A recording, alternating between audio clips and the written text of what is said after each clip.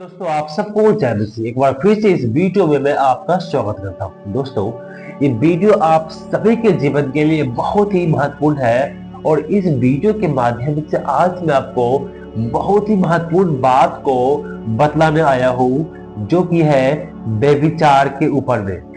दोस्तों, व्यभिचार क्या है और व्यभिचार से आप किस प्रकार से बच सकते हैं और व्यभिचार से बचने का 5 ऐसे तरीके आज मैं आपको बतलाने के लिए आया हूँ। अगर ये पांचों तरीका आप अपने जीवन में अप्लाई करते हैं तो आप निश्चित ही है व्यभिचार से आप बच पाएंगे और ये व्यभिचार नामक पाप आपके जीवन से जा पाएगा परमेश्वर के आशीर्वाद से।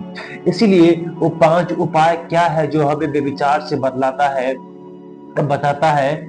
इसीलिए इस पूरा वीडियो को आप शुरू से अंत तक आप जरूर देख लीजिए, ताकि आप जो है उस व्यभिचार के पाप से जो है आप बच सकते हैं। चलिए बिना किसी देरी की इस वीडियो को हम शुरू करते हैं। अगर आप हमारे चैनल पर पहली बार आए हैं तो कृपया करके हमारे चैनल को सब्सक्राइब कर लीजिए और वीडियो को लाइक करके इसे शेयर करना न भूलें। दोस्तों, व्यभिचार के विषय पर प्रभु यीशु मसीह जो है हमें बहुत बड़ी सख्त आज्ञा देता है, जो हम पढ़ेंगे मत्ती सुसमाचार उसका 5 अध्याय उसके 27 और 28 वचन इस प्रकार से लिखा हुआ है। हम पढ़ेंगे आपके लिए 28 वचन। परंतु मैं तुमसे यह कहता हूं कि जो कोई किसी स्त्री पर कुदृष्टि डाले वह अपने मन में उससे व्यभिचार कर चुका, वह अपने मन में उससे व्यभिचार कर चुका।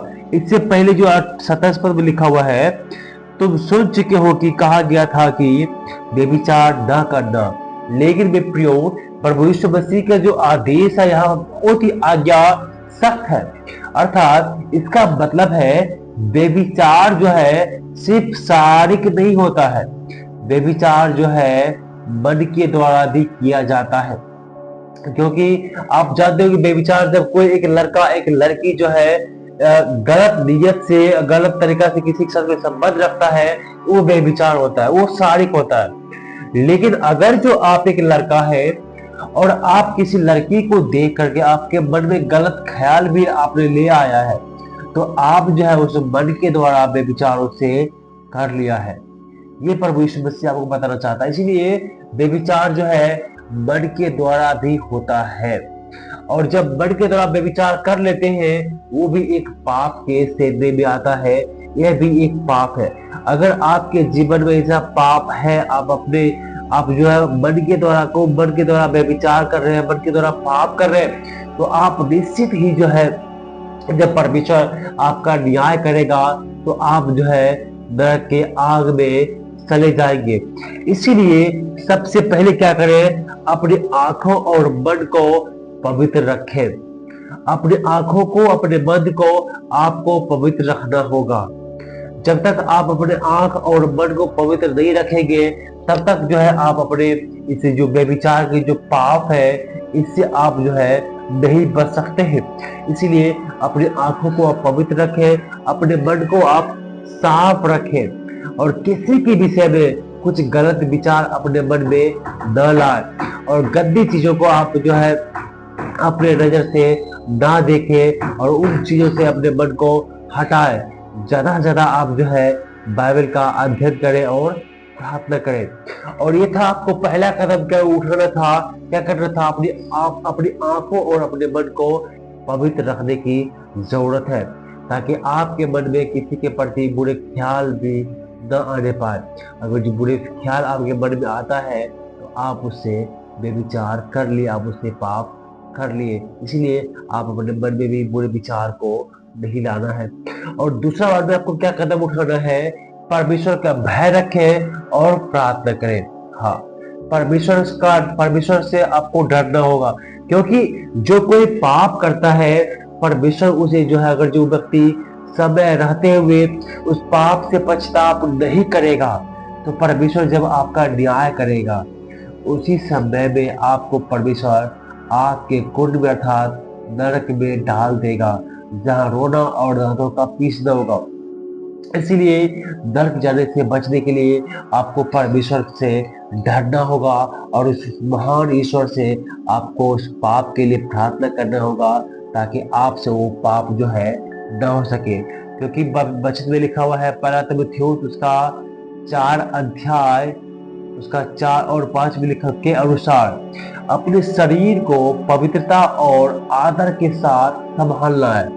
इस वचन की जब आप पढ़ेंगे पहला तिमुथियुस उसका 4 अध्याय का 4 और 5 वचन के अनुसार जो है अपने शरीर को पवित्रता और आदर के साथ जो है संभाल के रखने के लिए बताया गया, यहाँ पर बताया गया है। आपके शरीर को पवित्र रखना है।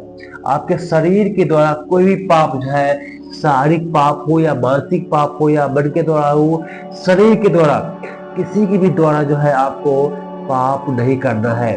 अगर जो आप शारीरिक पाप करते हैं, आपका शरीर जो है दूषित होता है और उसके द्वारा आपके मन, सबसे पहले आपका मन दूषित होता है, क्योंकि आप मन में गलत बात सोचते हो, फिर शरीर द्वारा उस काम को आप पूरा करते हो। इसलिए नियमित रूप से प्रार्थना करें और ज्यादा से ज्यादा पवित्र, अपने शरीर को पवित्र बनाने की कोशिश करें। वचन को पढ़ें और प्रार्थना करें और हर सुबह परमेश्वर से शुद्ध विचारों और आत्मा के नियंत्रण के लिए आपको रोज प्रार्थना करना चाहिए, ताकि आपके मन का विचार शुद्ध होना चाहिए। आपके आत्मा, आपके जो मन है उसको जो है आप प्रार्थना के द्वारा आपको नियंत्रण करने की आवश्यकता है। आपको परमेश्वर की अगुवाई है, इसीलिए जो है आप सब पर परमेश्वर का भय माने और हमेशा प्रार्थना में लगे रहे, ताकि आपके मन में गंदे ख्याल भी ना आ सके। और तीसरा नंबर में क्या करना है आपको इस व्यभिचार से बचने के लिए, और ये सबसे जो है ये महत्वपूर्ण बात है कि गलत संगति से बचे। आप जो है व्यभिचार में अपने गलत संगति के द्वारा भी पड़ जाते हैं, क्योंकि वचन में पहला कुरिन्थियों 15:33 में लिखा हुआ है बुरी संगति अच्छी चरित्र को बिगाड़ देती है।